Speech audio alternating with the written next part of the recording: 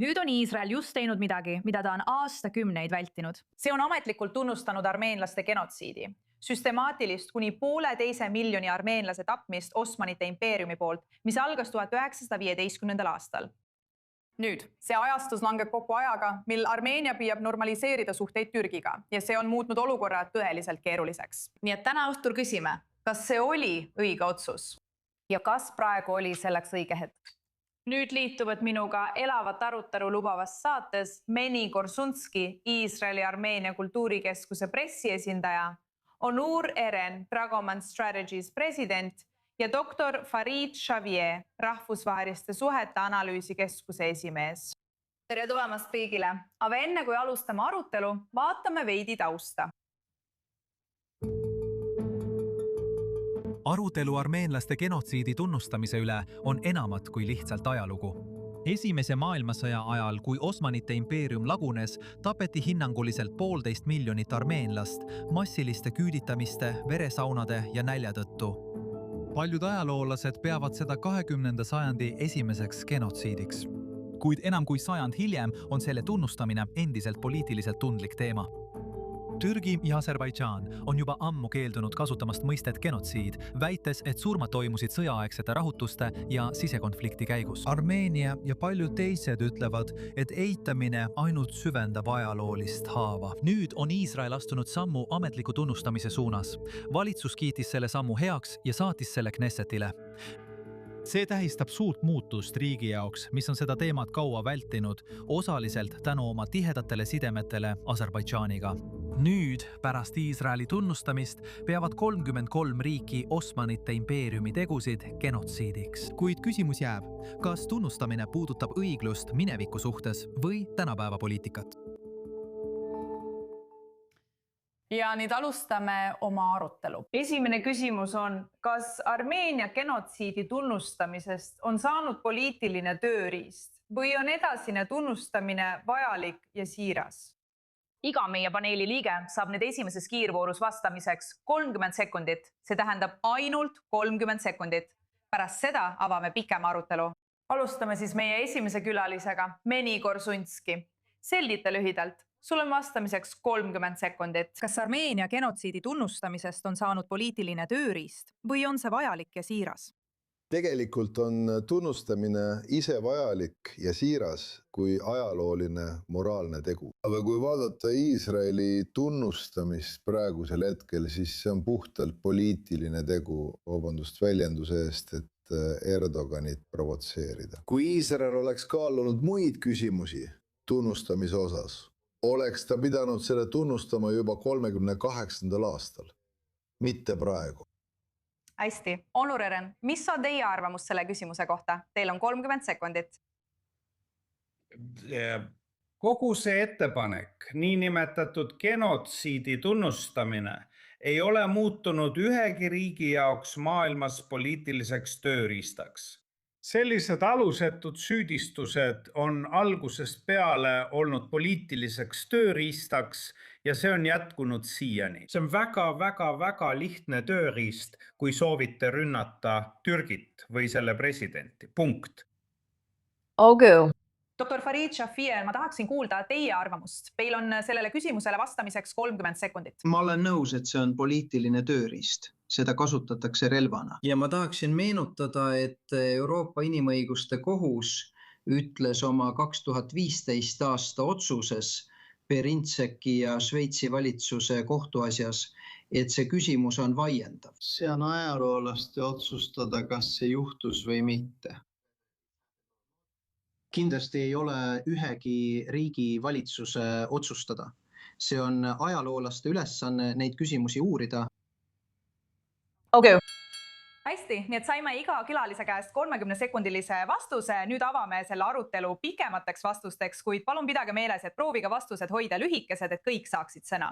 Teate, ma tahaksin meie esimese küsimuse puhul pöörduda tagasi Meni poole. Meni tead, Iisrael vältis Armeenia genotsiidi tunnustamist aastakümneid diplomaatilistel põhjustel. Võiks öelda, et see oli diplomaatiline tundlikkus Türgi suhtes. Aga me oleme praegu näinud, et see suhe on viimasel ajal täiesti lagunenud. Nii et sinu arvates, kas see oli lihtsalt see, et Iisrael tegi lõpuks õige asja, kui tal polnud enam midagi kaotada? Või arvad sa, et see oli vale viis nii ajaloolise, moraalse otsuse tegemiseks? Noh, minu arvates oli see 100% vale viis seda teha. Sest Iisrael, nagu ka teised riigid, oleks pidanud oma mineviku ja holokausti tõttu selle kõigepealt tunnustama, kui riik loodi, mitte provotseerima ega minema vastuollu Türgi presidendiga. See on minu seisukoht. Huvitav, Onur, mis on sinu arvamus selle kohta? Noh, ma tõesti usun, et teate, kogu selle ettepanekuga on Iisraeli poolel tegelikult 2 probleemi.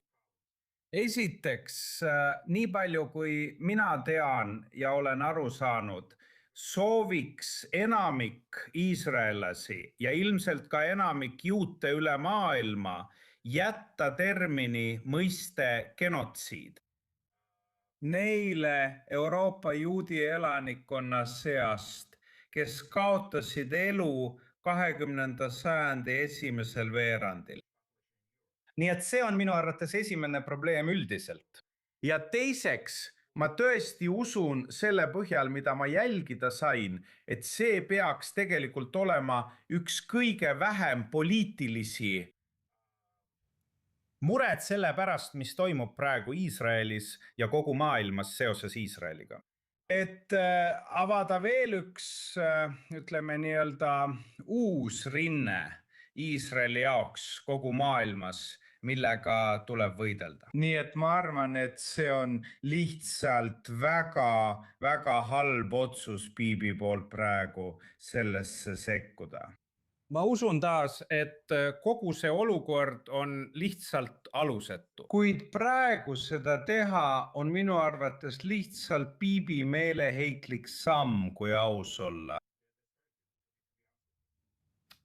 Teate, Dr. Šafik, ma tahan teilt täpsemalt küsida, mida Aserbaidžaan sellest otsusest arvab ja kuidas nad näevad Iisraeli otsust tunnustada armeenlaste genotsiidi?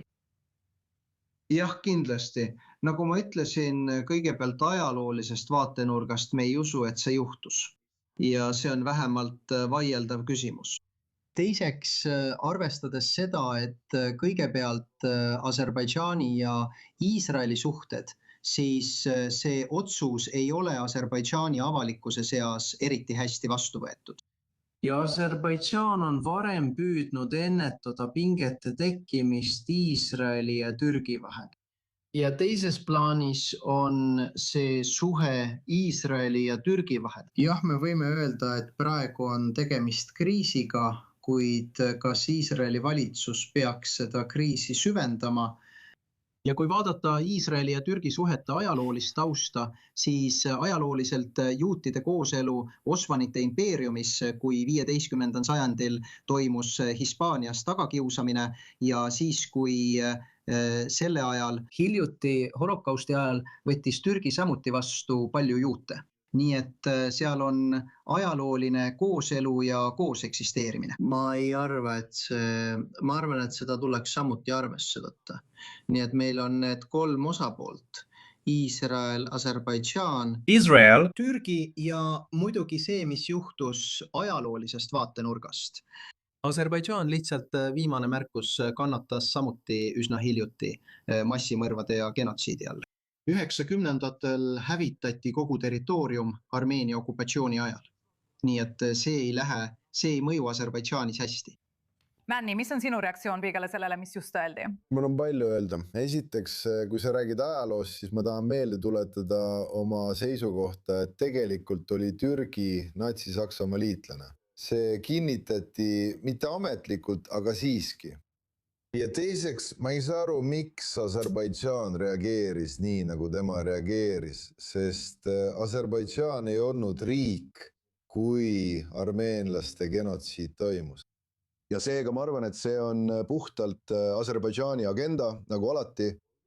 süüdistada armeenlasi ilma ühegi tõendita. Ja kui sa räägid genotsiidist, siis ma võin samuti tuua palju näiteid Maragas, Sumgaitis ja nii edasi ning julmustest, mida Aserbaidžaani väed Artsahhis toime panid.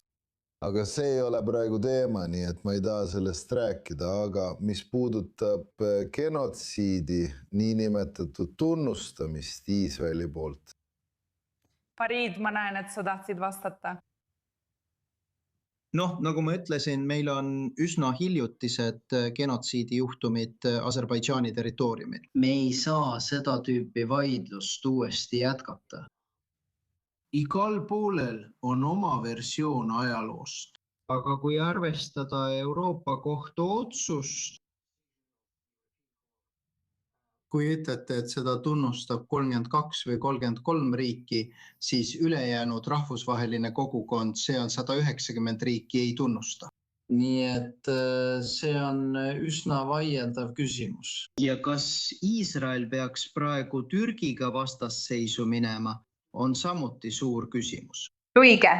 Tead, see viib meid muidugi järgmise teemani, nimelt tuleb see kõik ajal, mil Armeenia püüab oma suhteid Türgiga normaliseerida.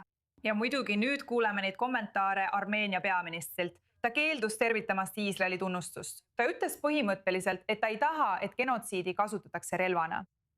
Kui riik, kelle rahvast sellest genotsiidist tapeti, ei soovi seda praegu, siis kellele see täpselt mõeldud on? Ja kas sa arvad, et avalikkus on valitsusega samal meelel? See küsimus on sulle. Ma arvan, et see on kestnud juba nii kaua, eriti läänes. Ma mõtlen, et kõigepealt pead sa aru saama, et see oli ja ilmselt on siiani üks alustalasid. See oli alustala. Ja mitte ainult minu või meie piirkonna inimeste jaoks, vaid Ameerika inimeste jaoks. See niinimetatud genotsiidi tunnustamine on näidatud kui mitte kõige tähtsam, vaid ainus põhjus, kuidas Armeenia kirik Ameerikas on kõik need aastad vastu pidanud. See oli paljude jaoks, enamik sellest oli välja mõeldud niinimetatud ajalugu. Ja ainus põhjus, miks see üldse alguse sai, oli Armeenia kiriku Ameerikas ümbersuunamine. Ja täna omistab enamik teadlasi Armeenia kiriku Ameerikas praeguse seisu, eriti rahaliselt, just sellele niinimetatud genotsiidi väljamõtlemisele. Kui sa vaatad seda sellest vaatenurgast, siis see paisus lihtsalt üha suuremaks lumepalliks kahjuks Türgi jaoks kuni tänaseni. Ja see oli mõnda aega vaibunud. Ja nüüd on see jälle väga kasulik tööriist, mille juurde tagasi minna, kui sa tahad kunagi Türgit rünnata. Kui sa tahad rünnata neid, kes püüavad Türgit aidata, sest see on väga kasulik tööriist. Me ei hakka isegi ajaloost rääkima. Sest ükskõik kellega sa püüad suhelda, kes iganes püüab mingit seisukohta esitada, kuidagi mingit tõeversiooni fabritseerida, et sulle tõestada niinimetatud armeenlaste genotsiidi, siis sa jõuad tagasi alusetute, täiesti alusetute, tead küll, niinimetatud faktideni. Õige. Ma mõtlen lihtsalt kiire kommentaar sinu teise külalise kohta, kes ütles, et Aserbaidžaani polnudki olemas. Noh, Aserbaidžaan ei eksisteerinud vabariigina ega Aserbaidžaanina. Aserbaidžaan on seal olnud tuhandeid aastaid. Ma mõtlen samamoodi võiks öelda, et Türgi on eksisteerinud ainult 100 aastat. Ei, Türgi on olnud samas kohas alates 1492 aastast. Valitsus ei muutunud kunagi. Režiim muutus, jah, aga valitsus jätkab. Nii et jällegi see on väga huvitav, kuidas see tegelikult nii kaua aega võttis, aga see on väga lihtsalt lahendatav, kui sa lihtsalt püüad fakte küsida. Kui sa püüad küsida tolleaegseid Ühendkuningriigi arhiive, kui sa püüad küsida USA arhiive selle teema kohta, kui sa püüad küsida Armeenia arhiive selle teema kohta, siis seal see asi peatubki. Hästi, Mäni, ma nägin, et sa raputasid pead, sa tahad ilmselgelt sellele vastata, mis just öeldi. Tead, põhimõtteliselt ma näen, et minu vastu on kaks poolt, nagu ma oleksin Armeenia kogukonna esindaja. Ja mida ma näen on see, et mõlemad pooled üritavad tõde varjata. rääkides erinevaid lugusid. Esiteks, Aserbaidžaan ei eksisteerinud vabariigi või riigina, sest Aserbaidžaan on ajalooliselt osa Iraanist. Üks. Teiseks, Türgid samuti ei eksisteerinud kuni 13. sajandini, kui ma ei eksi. Kuni selle ajani oli see. Kreeka ja Armeenia alad. See on ajalooline fakt. Olgu, vabandan. Olgu. Ma ei taha sind kuidagi solvata. Aga sa tegid lihtsalt oma parima, nii nagu oskasid türklasena. Et helistada numbrile ei... Lase mul lõpetada, palun. Lase mul lõpetada. Lähme tagasi ajalukku, Väike-Aasia juurde. Lase mul midagi öelda. Lase mul lõpetada, palun. Olgu. On palju tõendeid, et genotsiid toimus. Nii Ameerika ajaloolastelt, sakslastelt kui ka teistelt. Kui sa ei tunnista oma minevikku, nagu sakslased tegid, siis sul ei ole tulevikku. Mul on kahju, et pean seda sulle ütlema. Ei, jätka, vabandust. Ma kutsusin sind Farid Xavier. Ei, nüüd võid vastata. Jah, ma arvan, et see viib erinevatele radadele, vaieldes selle üle, milline riik eksisteeris või ei eksisteerinud. Ma ei tea, meil on raamatud. Sa võid neid lugeda. Ma arvan, et Armeenia ei eksisteerinud samuti enne aastat 1918 riigina. Loomulikult. Ei, jah, see on geograafiline nimi ja seal olid mõned kuningriigid iidsetel aegadel. Tegelikult on geograafiline nimi Armeenia kõrgustik. See paneb asjad perspektiivi. Aga armeenlased eksisteerisid palju enne Türgit, muide, juba piibli aegadest alates. Jah, see kaldub teemast kõrvale, lähme parem oma teema juurde tagasi. Ma ei näinud seda, mida sa ütlesid. Ma annan sulle oma vastuse. Ja Armeenia ei tekkinud riigina 1918. aastal. See on sama aeg riigina. Nagu see pole võimalik. See pole võimalik. Oli palju kuningriike. Aga muide, tänapäeva Türgis. Nagu Armeenia ja Aserbaidžaan olid samuti kuningriidid. Nii et me võime selle üle vaienda. Aga ma ei kuule sind. Hästi, minu jaoks ma tahaksin, et me ei keskenduks sellele. Vaba, oli midagi muud, millele sa tahtsid vastata? Lase mul rääkida Armeenia-Türgi suhetest. Pashinjani valitsus püüab suhteid normaliseerida, seetõttu ma ei tee selle kohta ühtegi kommentaari. Ja vaadake, kui see tunnustamine on Armeenia diasporaa jaoks oluline, siis peaks Iisrael vaatama, mida Armeenia diasporaa teeb. Nad püüavad Pashinjani võimult kõrvaldada. See on esimene asi. Ja teiseks, Armeenia diasporaa kritiseerib samuti Iisraeli valitsuse otsust. Ja kui te vaatate ükskõik millist Iisraeli vastast protesti Ameerika ülikooli linnakutes või Euroopas, näete rahva hulgas radikaalse Armeenia diasporaa liikmeid. Mida Iisraeli valitsus sellega siis saavutab? See on tõesti küsitav. Nüüd, Onur, ma tahan pöörduda sinu poole, sest ma tean, et sa tahtsid kõigele vastata, mida räägiti. Nii et nüüd on sinu kord. Esiteks tahaksin siiralt vabandada sinu vaatajate ja sinu külalise ees selle äkilise reaktsiooni pärast. See oli tõesti põhjendamatu. Mul on selle pärast tõesti kahju, aga ma lihtsalt ei suutnud end tagasi hoida. Aga kui sa märkad, siis sinu külaline rääkis tõenditest ja ainus asi, mida ta tõendina välja tõi, olid USA ja lääne ajaloolased. Siiski ei ole ta veel näidanud ühtegi ajaloolist arhiivi, mis viitaks sellele, et isegi üritati niinimetatud genotsiidi toime panna. Ta ei saa seda teha, sest mitte ühtegi tõendit ei ole olemas. Las ma mõtlen. Lase mul lõpetada. Ei, sa ei saa. Mitte midagi. Tere. Sa saad küll, tead mis? 20 aastat on Armeenia diasporaa Ameerikas näidanud türklaste kolpasid kui armeenlaste omi. Siis pöördus see nende endi vastu. Nii et vabandust. Lase mul lõpetada. Sa ei suuda näidata ühtegi usaldusväärset tõendit. Räägi lõpuni, mida sa öelda tahad. Ja siis sa ei suuda näidata ühtegi usaldusväärset tõendit, aga jätame need tõendid. Ei, ma tahan sellele pärast vastata. Tunnustatud ajaloolastele arutada. Aga mida ma sulle ütlen, tead, mida tavaline mees teeb? Tavaline mees mõtleb Hispaania inkvisitsioonile ja sellele, kes päästis juudid hispaanlaste käest. Tavaline mees loeb kirja. Kirjutatud tollase OSI aupresidendi professor Albert Einsteini poolt. Väidetavalt 12 aastat pärast niinimetatud genotsiidi, paludes Türgi presidendil võtta vastu Saksamaa juudid. Tead, mida tavaline inimene teeb? Kui sa ei saa midagi sellest teha, siis on olemas suurepärane 3 aasta tagune 4-minutiline video, vara lahkunud väljapaistva emeriitprofessori Dr. Bernard Lewis'e poolt YouTube'is. Ma soovitaksin kõigile, see on 4-minutiline video. Ta lükkab lihtsalt kõik selle alusetu süüdistuse ümber lihtsalt mõistusega. Ma katkestan siin nüüd, sest ma tahan anda Minniele võimaluse vastata enne kui läheme reklaamipausile. Minni, sul on 30 sekundit. Aga tegelikult toimus Türgis sõjatribunal, mis mõistis kõik Armeenia genotsiidi osalised süüdi ja mõistis neile surmanuhtluse. Mitte USA kohus, mitte Saksamaa ega Prantsusmaa, vaid just Türgi ise tunnistas nad Armeenia genotsiidi korraldajateks. Nii et ma ütlesin, et sa ei saa võtta arhiivist ainult ühte osa ja seda eraldi käsitleda. ma just tegin seda.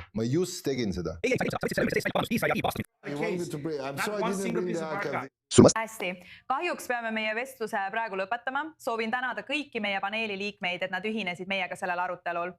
Ma ei usu, et me midagi lahendasime. Kindlasti oli siin palju erinevaid seisukohti, aga see vestlus oli kindlasti väga huvitav.